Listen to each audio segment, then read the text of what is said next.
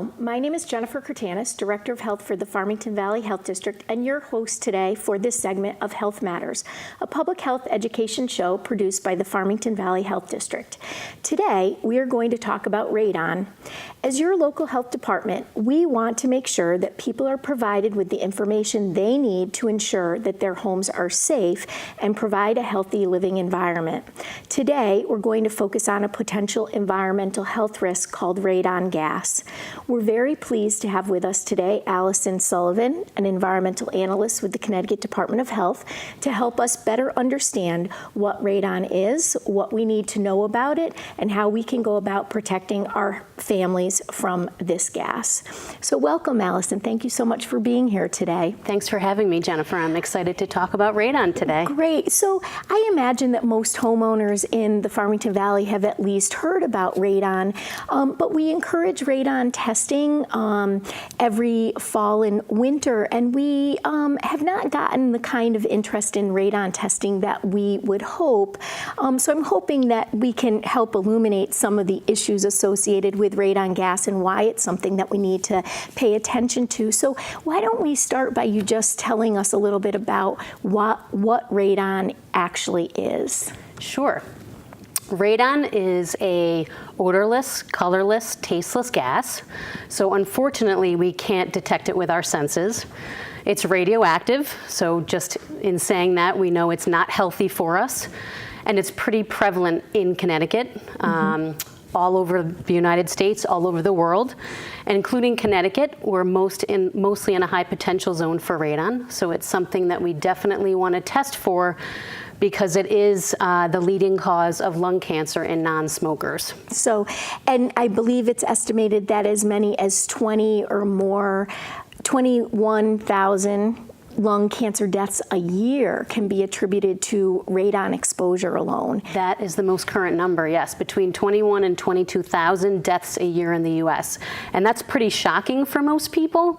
They don't realize that that's how many we're talking about when we talk about the risk of radon. Yeah. And when you think about it being completely preventable, that really is the reason why public health is so invested in helping people understand what radon is and getting them motivated to take action. So you mentioned that it's a radioactive gas and it's naturally occurring. Well, where does it come from, and why is it something that's prevalent in the Northeast and in Connecticut in particular?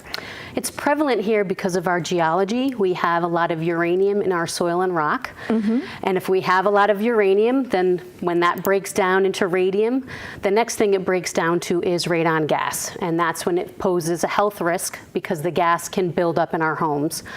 So if we live in a basement level area or a first floor, anything in contact with the ground, we are at risk to be exposed to radon coming from the ground underneath. Okay, so we've got uranium containing rock, it breaks down, it creates a radioactive gas, but I don't have those rocks in my home. How does it get into my home and present a problem? Well, what happens is, depending on the soil underneath your property, whether it has a lot of sand or a lot of clay, radon will find its way in. It finds its way through cracks, through areas around pipes. Especially in the wintertime when the ground is frozen, your home is nice and warm, and our homes are under a negative pressure acting consistently like a vacuum. In fact, when I teach this in the classroom, I always say, everybody's house sucks, and I always get a laugh. But it does. Every home acts like a vacuum, and so it's sucking all these soil gases into our homes. And if we have that uranium in our geology, then the chances of having radon gas is pretty high. So it's something that we definitely want to do a test for. The test is easy. You can buy it in a hardware store. You can get it from your local health department. So it's something we encourage all Connecticut residents to do. So let's talk a little bit.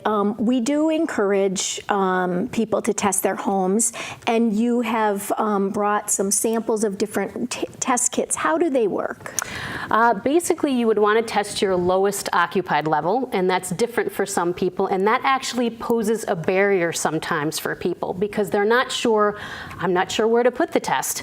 It's always kind of been assumed that it's in the basement space. But if you don't occupy your basement for more than 3 hours a day, then you should test your first floor. So we get questions. So I, for instance, have my laundry in the basement. So I don't live down there, but I might spend, depending on whether the boys are home or not, a number of hours a week in that basement space.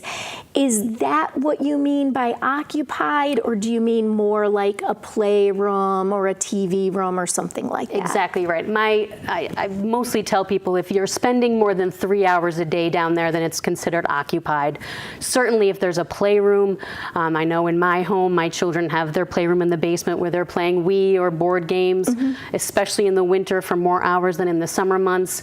Or if you have a gym in your basement or an office, these are certainly areas that you would want to test because you're spending a lot of time down there. If you're just simply doing laundry or storing things in your basement, then maybe you would consider doing the first floor as somewhere where you spend a little more time. The only places you wouldn't want to test, though, is in a kitchen or a bathroom, because humidity can throw off these short-term tests. Okay, so let's talk a little bit about the tests. It looks like there's a couple different examples and they're in packaging, but maybe we can take them out. I know that we provide kits free of charge during the fall and winter through the state health department on a first come, first served basis. So that's a resource available to people living in the Farmington Valley. There's also test kits often in these fall and winter months available at hardware stores. Certainly. Are those tests that are reliable, that people should be encouraged to purchase if they can't find them elsewhere? They are. I mean, we certainly encourage you going to the local health department first when they have supplies, because then they'll be free. And they're postage paid, so that all you need to do is place it in your lowest occupied level.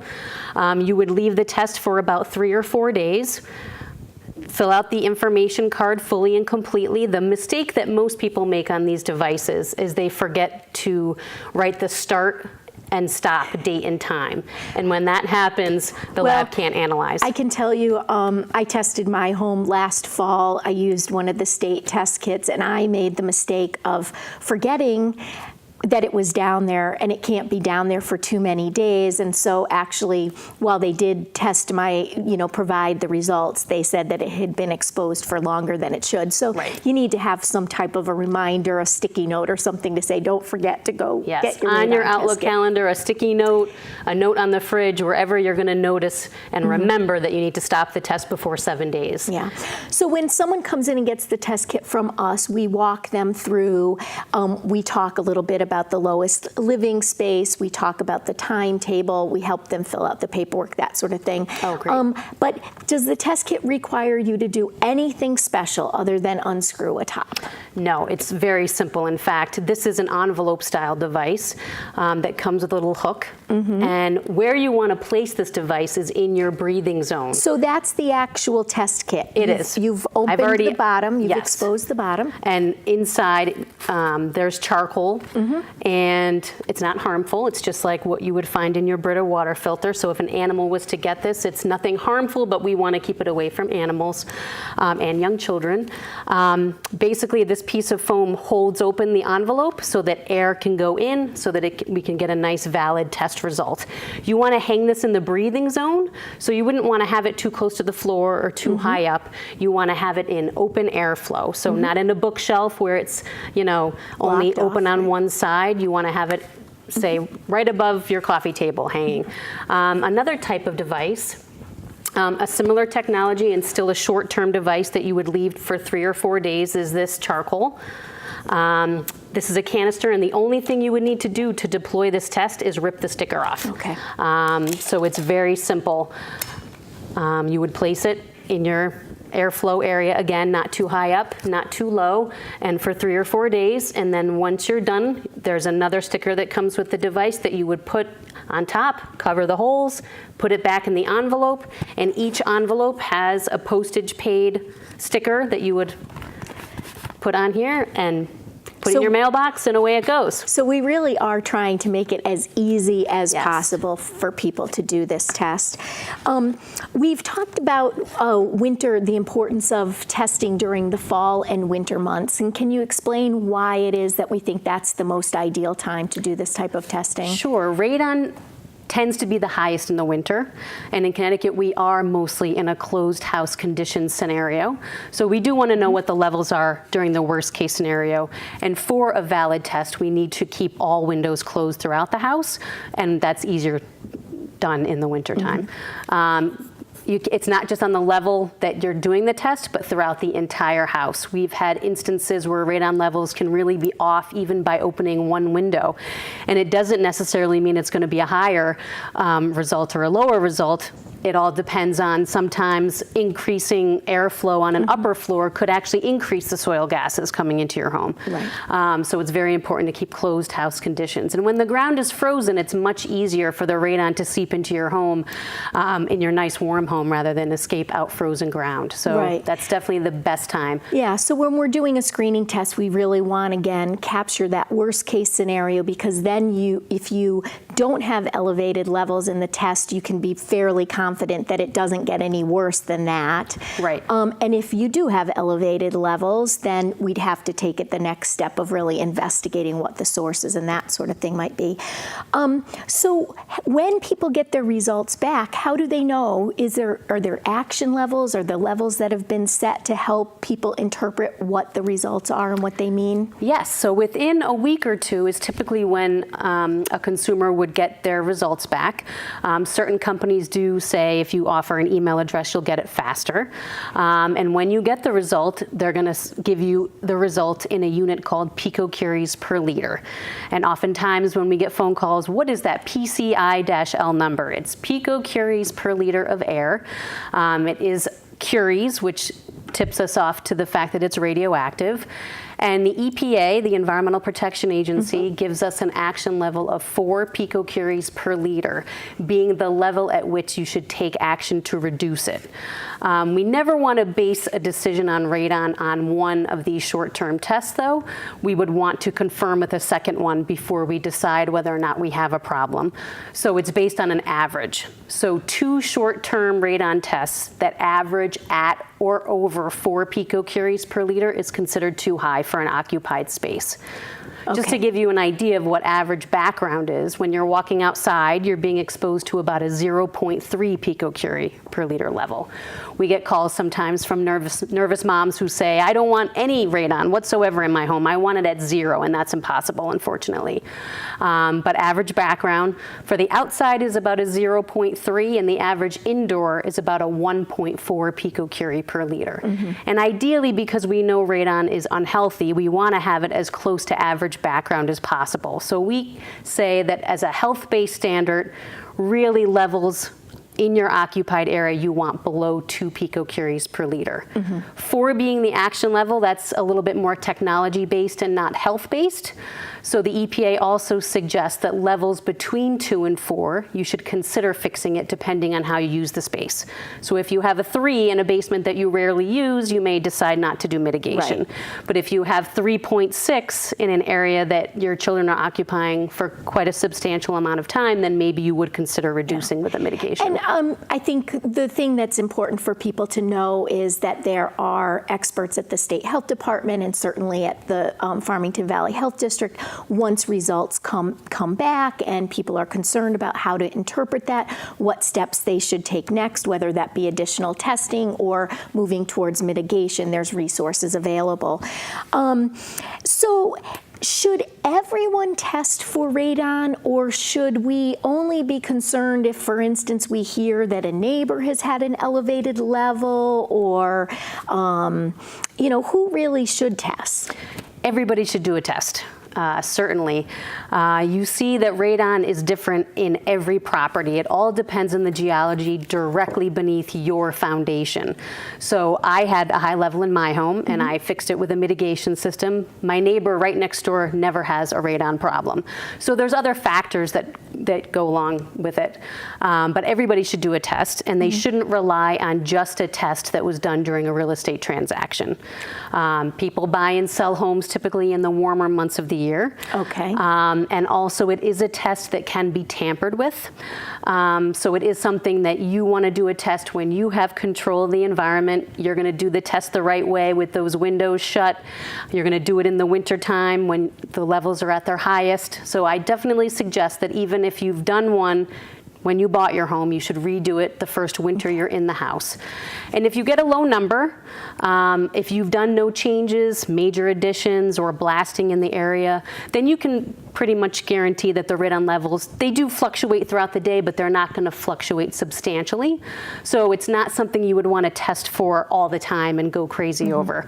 I would do one in each season to kind of get an idea, and if you've never had a problem and your level is below 2, then it really isn't something you want to continually test.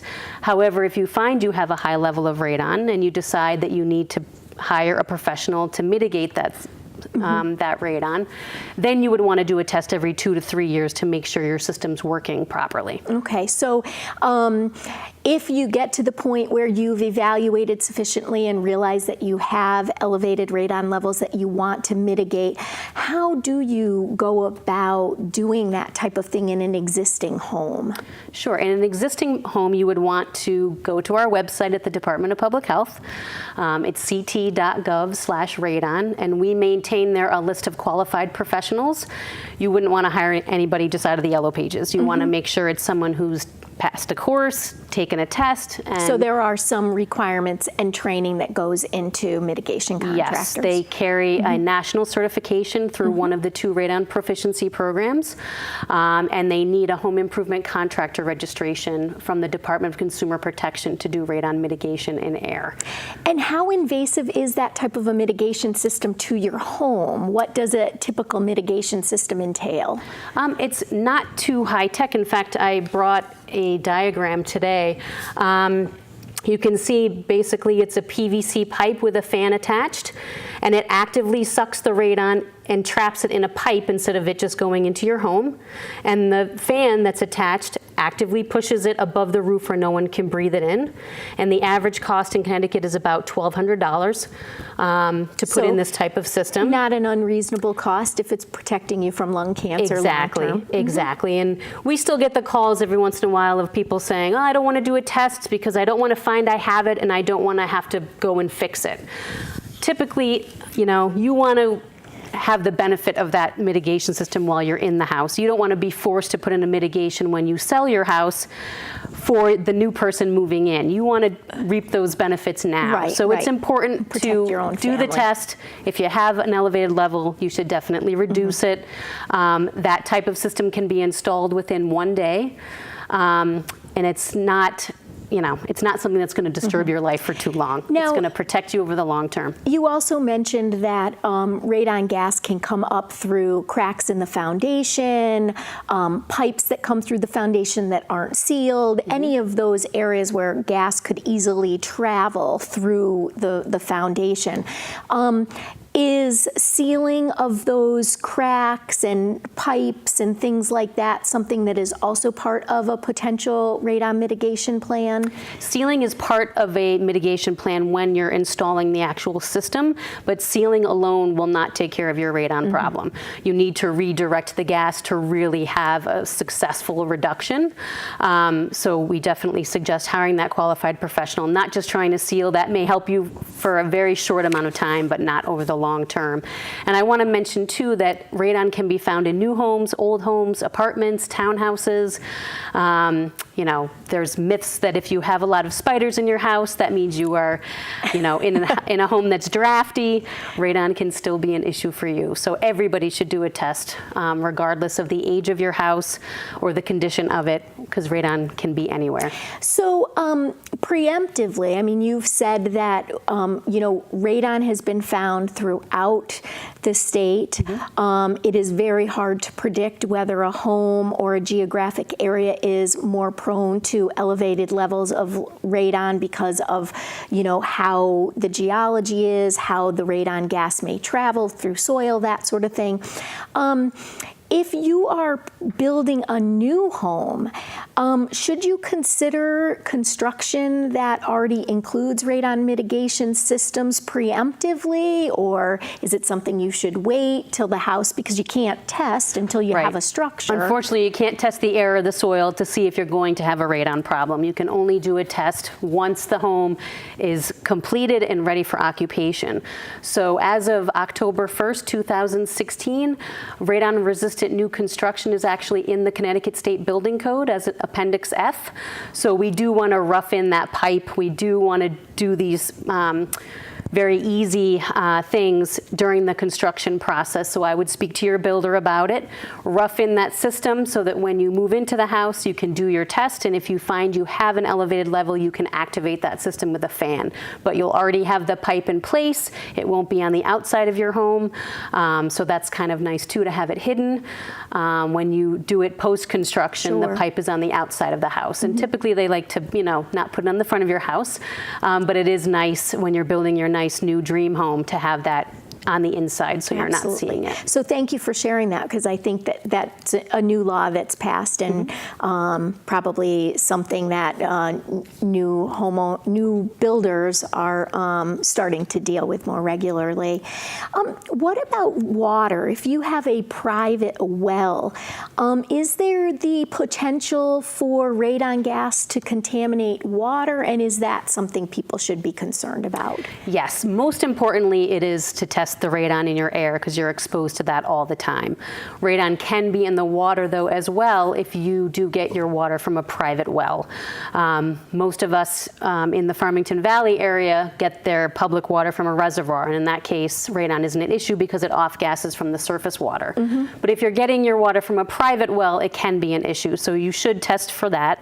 You should take 2 samples and take the average of the 2, and there isn't an action level like there is for air, but there is a guidance level that if you have a level at or over 5,000 picocuries per liter in the water, that you should fix it. And there's 2 ways to fix it depending on your level. Levels between 5 and 10,000, there's a granular activated carbon system, and levels over 10,000, there's the aeration system that would help you reduce those levels in your water. But again, water is really a secondary risk. Air is really where you're getting most of your risk of lung cancer. Right. From radon. And so in what we've told folks is do the air testing first. If elevated levels are identified and you have a private well, we might want to explore whether the well water is contributing to the air concentration. Exactly right. Okay, very good. So you've talked about the fact that you can remove radon from water if that's necessary, but that's not the first line of defense. Are there other things, I wanted to just comment, and maybe this would help motivate people. You were able to provide me with some statistics describing the proportion of homes tested in the Farmington Valley that actually had radon levels above 40 or above 4 picocuries, and I was pretty surprised that it was as high as nearly 35% of the homes tested. Yes. So this is not something that is very rare. It's actually quite common. It is, and just to give you an idea, we didn't really talk about smokers are definitely at a higher risk. It's twofold, actually, when they're exposed to high levels of radon and they're smokers. So we've found that 7 out of 1,000 never smokers are at risk of lung cancer, and 62 out of 1,000 smokers. So we have to keep in mind that nobody wants lung cancer, and radon is the leading environmental cause of cancer mortality. It's a top 10 leading cancer mortality. So it's definitely something. No one wants lung cancer. We don't want to smoke, and we don't want to be exposed to high levels of radon. Right. So I'm just hoping that we get that word out to do a test and protect those lungs. It is a really important public health issue. We continue to work on the smoking-related risk factors, but to know that radon is the second leading cause, it doesn't require a behavior change. It really just requires identifying if you have the radon, and it's relatively easy to fix. So I'd like to thank you very much for joining us today and sharing your expertise in helping the residents in the Farmington Valley understand a little bit better why it is so important to become educated about radon, to take the time to do the simple little test. It doesn't even cost anything if you come to the Farmington Valley Health District and get a test for free. We'll help you interpret the results, and in the event that you are one of the 35 25% that have an elevated level, there are resources available to help you sort out what the next steps are, be that additional testing or a mitigation system, which is not cost prohibitive. So thank you again. For more information, you can go to ct.gov/DPH/radon or www.fehd.org. And thank you for watching today. And remember, until the next time, your greatest wealth is your health.